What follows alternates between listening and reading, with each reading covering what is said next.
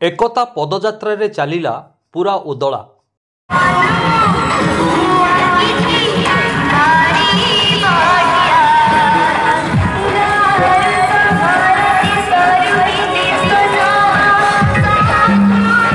लौह मानव सरदार वल्लभ भाई पटेल 150तम जन्म जयंती अवसर में आज उदला ठारे एकता पदयात्रा अनुष्ठित हो जाइछि। नगर और गृह उन्नयन मंत्री डॉक्टर कृष्णचंद्र महापात्र मुख्य अतिथि भावे जोग देवा सहित उदला विधायक भास्कर मढ़ई समेत बहु राजनेता एवं प्रशासनिक अधिकारी जोग देइथिले। भूमिका नो निशामुक्त करू ताले समस्ते निजे सुस्थ रहिबा, निज परिवार सुस्थ रहिबा, ता संगरे समाज को मध्य आमे सुस्थ सबल रखि परिबा।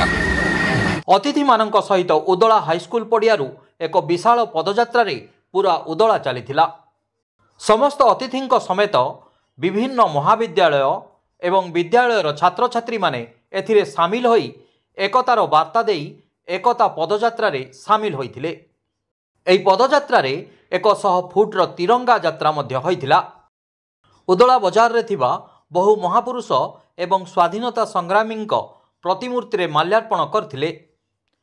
एहा सहित एकतार वार्ता देई उदलार विभिन्न स्थान रे आयोजित कार्यक्रम रे अतिथि सामिल होई लौह मानवंक वार्ता देइथिले। तेबे किभଳି भावे तांकरी आदर्श रे अनुप्राणित होई एक भारत श्रेष्ठ भारत गठन दिगरे समस्ते यत्नवान हेबाकू संदेश देइथिले अतिथि।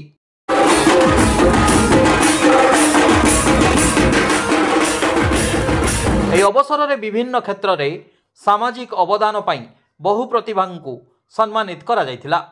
लौह मानव सरदार वल्लभ भाई पटेल जी ये 150तम जन्म जयंती उपलक्षे यशस्वी प्रधानमंत्री नरेंद्र मोदी सारा भारत वर्ष रे एकतार यात्रा कर एकतार यात्रा सबु जिले रे सबु सब डिविजन रे प्राय होउची। आज मध्य उदला ठारे अनुष्ठित होइची। महा आडंबर सहित बहु छात्र छात्री योगदान देइतिले, साधारण जनता मध्य योगदान देइतिले।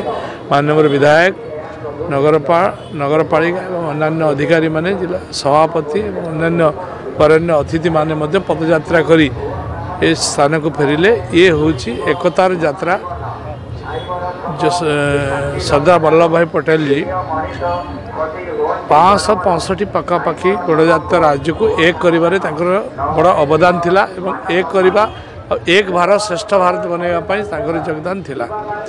आज दिन भी मध्य समाज को एक आह्वान अच्छी यशस्वी प्रधानमंत्री आह्वान देइछंती एक भारत श्रेष्ठ भारत आत्मनिर्भर भारत। तेणु ये यात्रा ये एकतार यात्रा आत्मनिर्भरतार भी यात्रा। आमे केमती निजको निजे स्वावलंबी हवा एवं आत्मनिर्भर हवा, निज स्वदेशी व्यवहार करिबा एवं जो भली भाव रे लौह मानव सरदार वल्लभ भाई पटेल एकता सूत्र रे भारतवर्ष को बांधी से बड़े युवपीढ़ी को मध्य आगामी दिन में बांधी रखिबार एकमात्र प्रयास बजाय रखिबा पई निजको समर्पित करिबी। दूरदर्शिता एवं तांकर कार्य द्वारा संभव होई परिथिला। Bureau report, spotlight India.